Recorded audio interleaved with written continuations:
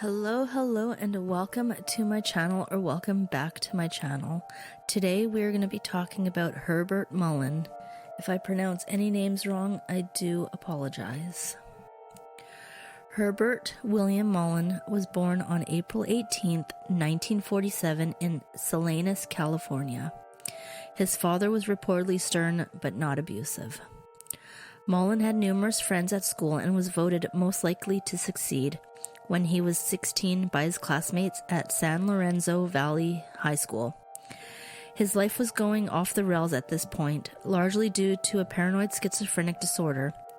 Shortly after graduating from San Lorenzo Valley High School, one of his friends, Dean Richardson, was killed in a car accident the summer after his graduation in June 1965, and Mullin was devastated. He built shrines to his friend in his room and became obsessed with reincarnation. In 1969, Mullin was admitted to Mendocino State Hospital. Over the next few years, he entered various mental hospitals, but was discharged after spells as being no harm to himself or others. In total, Mullin had been committed to 5 mental hospitals by the time he was in his mid-20s. He had a full-blown case of paranoid schizophrenia, which was accelerated by his usage of LSD and marijuana. By 1972, Mullin was 25 and moved back in with his parents in Felton, California, in the Santa Cruz Mountains. Mullin's birthday, April 18th, was the anniversary of 1906 San Francisco earthquake, which he thought was very significant.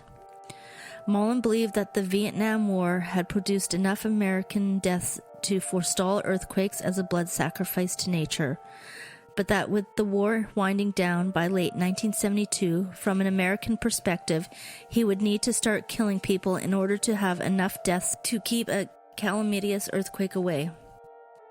It was for this reason, he later said, that his father, through telepathy, had ordered him to take some lives. On October 13th, 1972, Mullin smashed 55-year-old vagrant Lawrence Whitey White's head with a baseball bat when the transient looked at the engine of his 58 Chevy station wagon. After Mullin had pretended to have car trouble and pulled over, popping the hood, White had offered to help fix his car in exchange for a ride. Mullin dragged White's body into the woods. His body was found the next day. Mullin later claimed his victim looked like Jonah from the Bible and sent him telepathic messages. "Hey man, pick me up and throw me over the boat.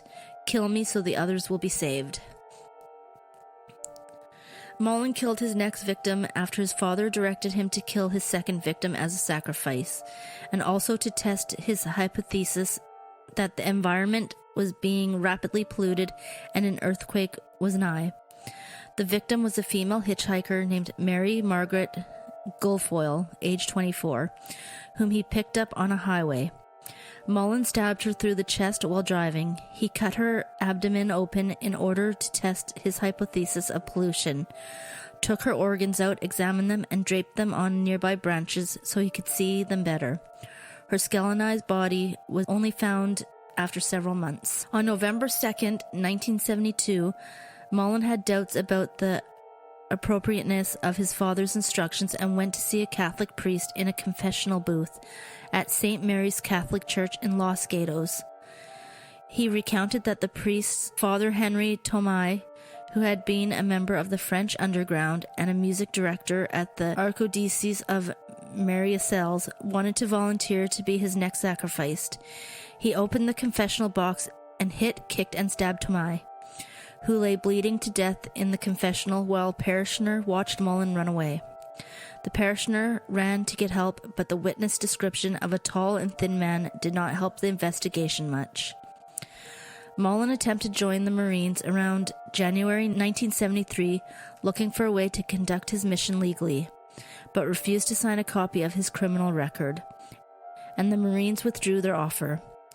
By January 1973, Mullin had stopped using drugs and blamed them for his problems. In early January 1973, Mullin drove to a remote area of cabins where he thought a former teammate who had first given him marijuana to smoke might live. The woman who answered the door was called Kathy Francis. Francis said the man he wanted to see lived down the road.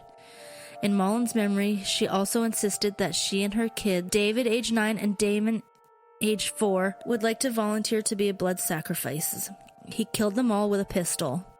Mullin then knocked on the door of his teammate's home. The teammate was unable to answer why he had ruined Mullin's life with an early toke a pot, so Mullin shot him.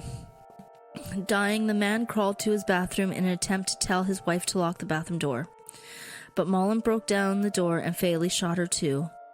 The police thought that the deaths in both homes were drug-related and did not suspect they were in any way connected with the priest's death or the previous murders of hitchhikers. About a month later, on February 10, 1973, Mullin was hiking in the state park of Santa Cruz, where he encountered 4 teenage boys: Robert Spector, age 18, Brian Scott Card, 19, David Oliker, 18, and Mark Drybelebius, 15, camping illegally.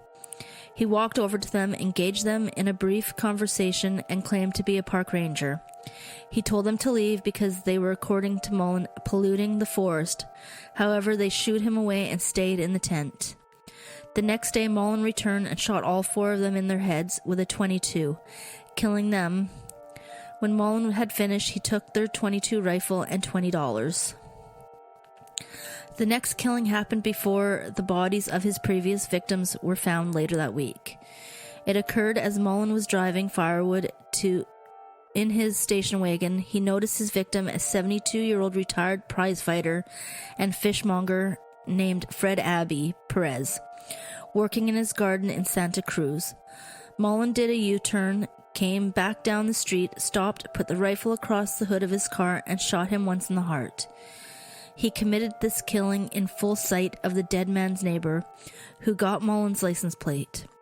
A few minutes after the description was broadcast on the police radio, a docile Mullin was ordered to pull over and arrested by a patrolman. In his car was the .22 pistol used to kill the people in the cabins. He did not attempt to use the recently fired .22 rifle on the seat next to him. The police suffered from linkage blindness at the time of Mullin's murders due to several factors. Firstly, the murders did not appear to be connected by a similar weapon or MO. Secondly, the victims differed from each other in terms of age, race, and sex. And finally, Edmund Kemper, who would kill the last of his own 8 victims just a week later, was operating in approximately the same area in the same time. The Santa Cruz County District Attorney's Office charged Mullin with 10 murders, and Mullin's trial opened on July 30th, 1973. Mullin had admitted to all the crimes, and therefore the trial focused on whether he was legally sane, which under U.S. law means that he understood the nature and quality of his actions and understood right from wrong. The fact that he had covered his tracks and shown premeditation in some of his crimes was highlighted by prosecutor Chris Cottle, while the defense public prosecutor Jim Jackson argued that Mullin's delusions made him kill.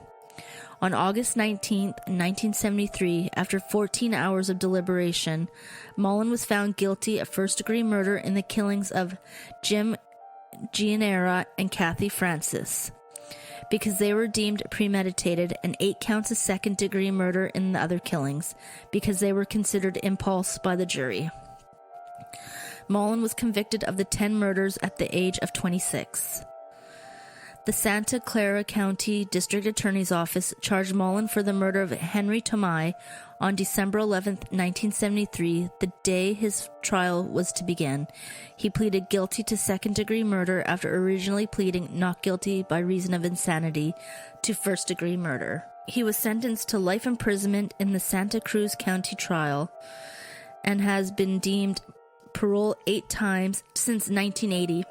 He is currently incarcerated at Mule Creek State Prison in Lone, California. He stated in custody that he had committed his crimes only in an attempt to save the environment. He was diagnosed by Dr. David Marlowe from the University of California at Santa Cruz as suffering from schizophrenic reaction paranoid type. Mullin had interactions with Edmund Kemper, another serial killer active in the same area and at the same time as him. The two shared adjoining cells at one point. Kemper disliked Mullin, believing he killed for no good reason.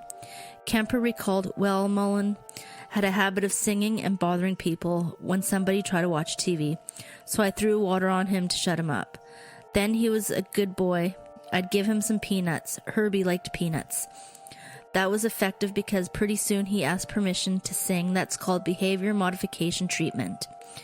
Kemper would describe Mullin as having a lot of pain inside. He had a lot of anguish inside. He had a lot of hate inside. And it was addressed to people he didn't even know because he didn't dare do anything to the people he knew. In the same interview, Kemper called Mullin a kindred spirit there, due to their similar past of being institutionalized. According to Kemper, he would use his own experiences as a killer, such as shooting bottles and cans, imagining they were people, and the way the bodies of their respective victims would react in their final moments, to talk to and get in Mullin's head. Kemper said he told Mullin, Herbie, I know what happened. Don't give me that bullshit about earthquakes, and don't give me that crap about God was telling you. I says you couldn't even be talking to me now if God talking to you because of the pressure I'm putting on you right now. These little shocking insights into what you did, God would start talking to you right now if you were that kind of ill, because I grew up with people like that. Thank you for listening. If you like this type of content, please consider subscribing and liking to my channel, and I will see you on the next one.